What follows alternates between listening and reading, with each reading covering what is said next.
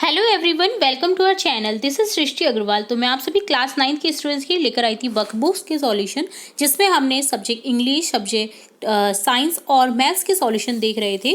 तो हमारे इंग्लिश के काफ़ी कार्यपत्रक हो चुके हैं, कार्यपत्रक 50 तक। अगर आपने नोट डाउन नहीं किए हैं तो आप हमारे चैनल की प्लेलिस्ट से चेकआउट कर सकते हैं।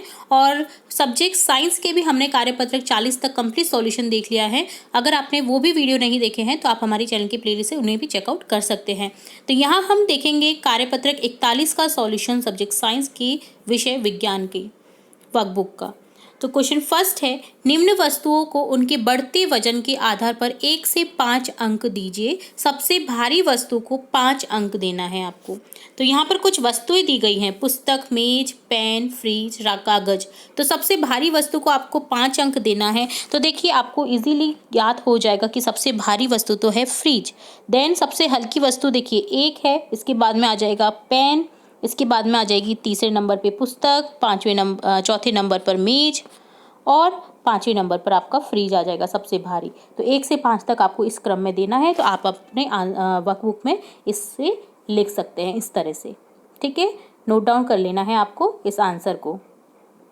नेक्स्ट आगे बढ़ेंगे सेकंड क्वेश्चन की तरफ, जिसमें है, निम्न में से किस वस्तु की अवस्था एक स्थान से दूसरे स्थान में परिवर्तन हम आसानी से कर सकते हैं। याद रखिए, आसानी से करने वाले परिवर्तन को हमें सही का निशान लगाना है।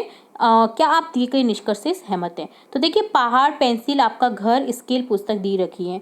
तो देखिए, आसानी से जो मूव हो सकते हैं एक स्थान से दूसरे स्थान में, आपको उन्हीं के आगे सही का निशान लगाना है। तो आसानी से जो मूव हो सकते हैं वो है पेंसिल, स्केल, पुस्तक। जो आपका घर है और पहाड़ है, ये आसानी से मूव नहीं होते हैं। तो यहाँ पर फर्स्ट और थर्ड को आप टिक नहीं करेंगे, तो इन्हें इस तरह से टिक कर देना है 2, 4 और 5 को। तो नोट डाउन कर लेना है ये भी क्वेश्चन का आंसर।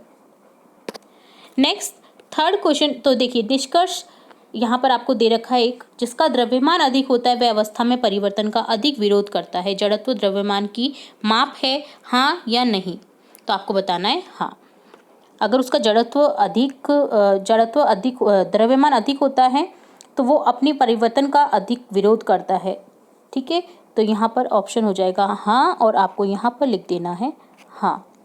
ठीक है, इसे भी इस तरह से आपको लिख देना है। थर्ड क्वेश्चन देखेंगे, रिक्त स्थानों की पूर्ति उचित शब्द द्वारा करें। प्रत्येक वस्तु अपनी अवस्था में परिवर्तन का विरोध करती है। वस्तु के इस गुण धन को क्या कहते हैं? जड़त्व। तो यहाँ लिख देना है आपको जड़त्व। फर्स्ट ऑप्शन करेक्ट हो जाएगा। तो यहाँ आपको जड़त्व लिख देना है। जड़त्व का माप है, जड़त्व द्रव्यमान का माप है। तो यहाँ पर इस तरह से द्रव्यमान नोट डाउन कर लेना है। देन है, गतिशील वस्तु भी अवस्था में परिवर्तन का विरोध करती है। हाँ, उसमें भी आपको कहीं ना कहीं जोर तो लगाना ही पड़ेगा। तो ऑप्शन यहाँ पर लिख देंगे हाँ, ये वाला सही हो जाएगा। तो इसे नोट डाउन कर लेना है आपको। नेक्स्ट फोर्थ देखेंगे थर्ड का, खड़ी बस अचानक चलती है तो हम पीछे की ओर किस गुणधर्म के कारण झुक जाते हैं?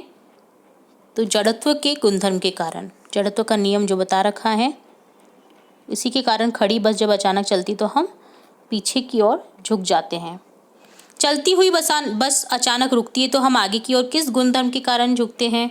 ये भी जड़त्व के कारण ही होता है। मतलब अगर मूवमेंट है कहीं भी, अगर आपको अचानक से दिखाई दे रहा है तो वो जड़त्व का ही गुणधर्म होता है, उसी के कारण मूवमेंट होता है। ठीक है, और ये विरोध भी करता है। ठीक है, न्यूटन की गति का प्रथम नियम जड़त्व पर आधारित है। उचित शब्दों में रिक्त स्थान को भरें। जब कोई वस्तु स्थिर अवस्था में है तो वह स्थिर अवस्था में ही रहेगी जब तक कि उस पर बाह्य बलन नहीं लगा जाए। गतिशील अवस्था में है तो वो गतिशील ही रहेगी जब तक कि उस पर बाह्य बलन नहीं लगाया जाए। तो ये सही है। तो यहाँ पर देखिए, स्थिर अवस्था में तो आ जाएगा गतिशील अवस्था, गतिशील अवस्था। तो आपको रिक्त स्थान में लिख देना है यहाँ पर। और गतिशील अवस्था में तो वो गतिशील में ही रहेगी। स्थिर अवस्था में है तो वह यहाँ पर आपको करेक्ट कर देना है, स्थिर अवस्था में है ना तो वो स्थिर अवस्था में ही रहेगी। ठीक है, तो स्थिर अवस्था इस तरह से आपको लिख देना है। ठीक है, इसे करेक्ट कर देना आप। स्थिर अवस्था में ही रहेगी, और गतिशील अवस्था में है ना, तो वो गतिशील अवस्था में ही रहेगी। तो यहाँ पर आपको गतिशील लिख देना है।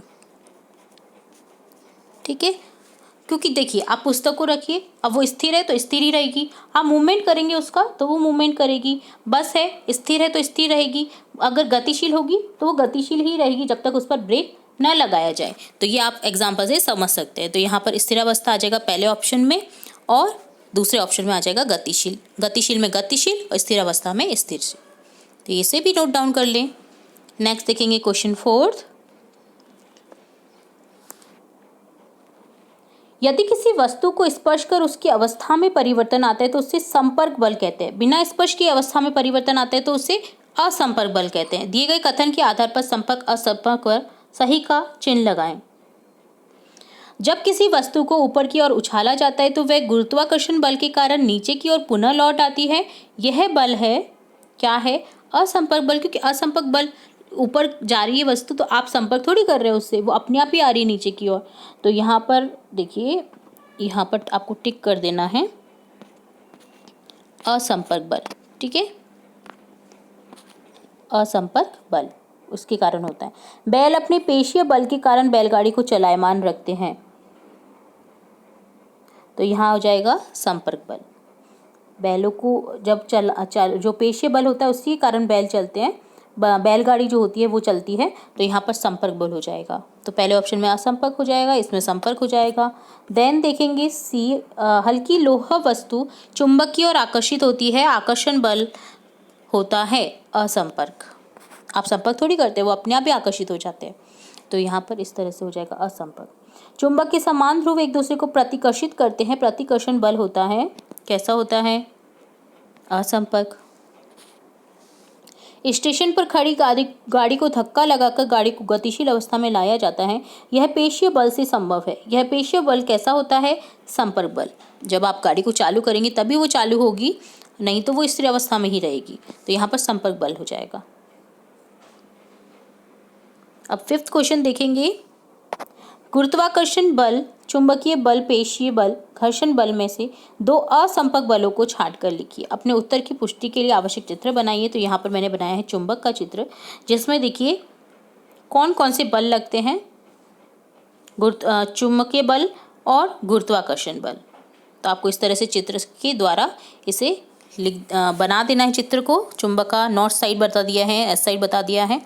तो देखिए एक दूसरे के संपर्क में कब आते हैं वो दिखा देना है, असंपर्क में रहते हैं कब। तो यहाँ पर देखिए, तो पहले में तो आप लिख देंगे चुंबकीय बल,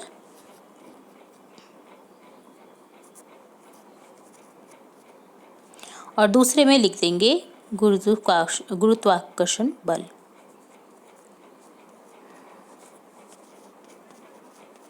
ठीक है, तो इसे आपको लिख देना है, नोट डाउन कर लेना है। तो ये डन होता है आपका कार्यपत्रक 41 का सॉल्यूशन। उम्मीद है आपको सभी क्वेश्चन के आंसर अच्छे से समझ आए होंगे। फिर भी अगर कोई डाउट रहता है तो आप कमेंट बॉक्स में कमेंट करके पूछ सकते हैं। आगे के कार्यपत्रक भी हम जल्द ही देखेंगे, और भी इंपॉर्टेंट वीडियोस आपके एग्जाम से रिलेटेड देखते रहेंगे। तो जुड़े रहे हमारे चैनल के साथ। वीडियो को पूरा देखने के लिए धन्यवाद।